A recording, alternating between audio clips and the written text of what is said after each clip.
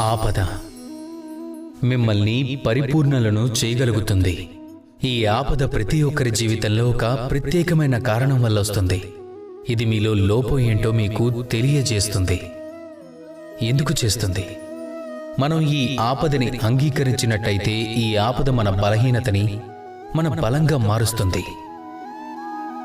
మీరు ఒక పుష్పాన్ని తీసుకోండి. ఒక పుష్పం తన గుండెల్లోకి రంధ్రం చేసుకుంటూ ఒక సూదిని వెళ్లనిచ్చినప్పుడే మన ప్రభువు కోసం ఒక పూలమాల తయారవుతుంది. అందుకని ఎప్పుడు కూడా ఈ ఆపదను చూసి భయపడద్దు, దూరంగా పారిపోవద్దు. దాన్ని స్వాగతించండి. ఆపద ఎందుకొచ్చిందో అర్థం చేసుకోండి. ఆపదని అర్థం చేసుకున్నప్పుడే మన జీవితాన్ని అర్థం చేసుకోగలం. జీవితాన్ని అర్థం చేసుకున్నప్పుడే ఆ ఆపదని మనకు సంపదగా మనం మార్చుకోగలుగుతాం. రండి, నాతో పాటు ప్రేమగా చెప్పండి, రాధా కృష్ణ.